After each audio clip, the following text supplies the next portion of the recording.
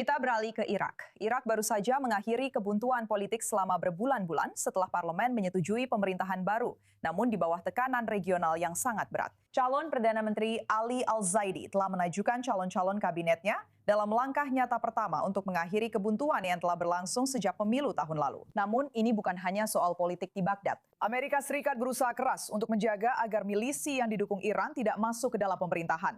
Sementara Teheran juga sama gigihnya berupaya mempertahankan pengaruhnya. Dan semua ini terjadi saat ekonomi Irak masih terpukul oleh ketegangan regional yang lebih luas yang telah mengganggu aliran minyak dan membuat negara itu menghadapi tekanan fiskal yang serius.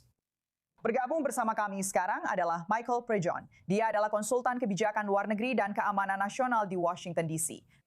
Jadi Michael, jelaskan ini untuk kami. Pembentukan pemerintahan ini terjadi di bawah tekanan besar dari Washington maupun Teheran. Seberapa banyak ruang yang benar-benar dimiliki oleh sosok seperti Al-Zaidi untuk membentuk kabinet independen dalam situasi seperti itu?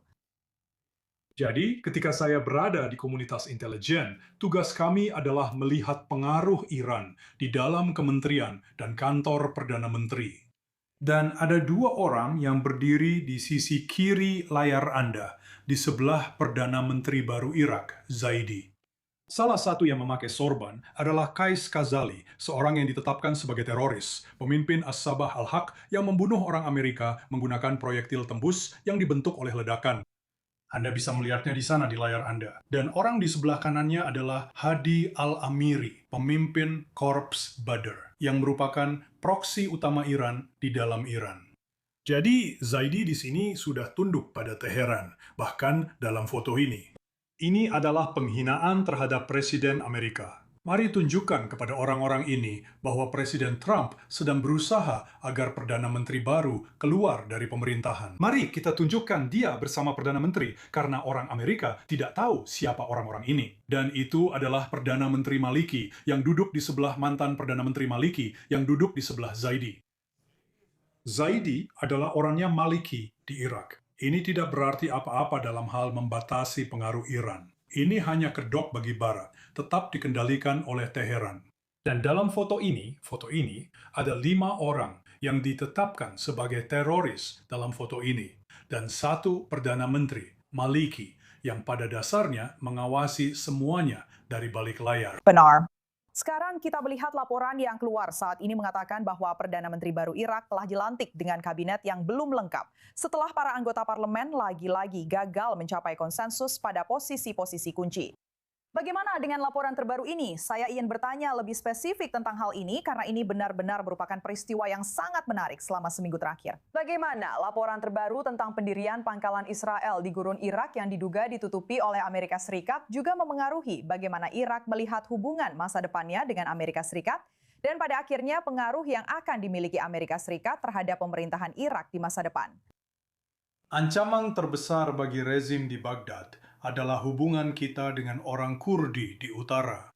Saya tidak berbicara tentang PUK, saya berbicara tentang KDP, Kurdi Barzani. Disitulah pangkalan Israel itu berada, itu ada di wilayah mereka. Disitulah kita paling banyak meraih keberhasilan di masa lalu, melawan Al-Qaeda, ISIS, dan milisi Syiah. Tapi, dua jabatan penting yang kini diperebutkan itu adalah Kementerian Pertahanan dan Kementerian Dalam Negeri. Keduanya sangat penting karena kelompok proksi Iran di dalam Irak sudah ada di pemerintahan. Mereka sudah memiliki posisi utama di Kementerian Dalam Negeri, dan mereka juga memiliki posisi utama di Kementerian Pertahanan.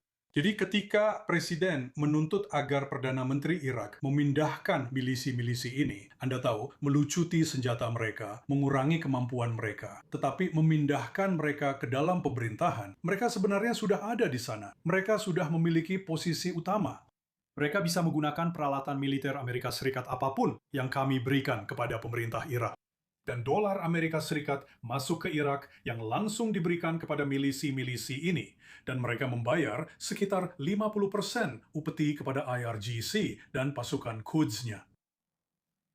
Kamu tahu, laporan saat ini menunjukkan bahwa di bawah tekanan Amerika Serikat, tidak ada nama-nama awal calon menteri yang terkait dengan faksi-faksi yang didukung Iran. Apakah menurutmu ini adalah awal dari perubahan nyata dalam keseimbangan kekuasaan internal Irak, atau sebenarnya hanya penyesuaian sementara yang sedang kita lihat? Ini sekedar pencitraan, karena Zaidi, Perdana Menteri, dipilih oleh milisi, dipilih oleh partai-partai yang tunduk kepada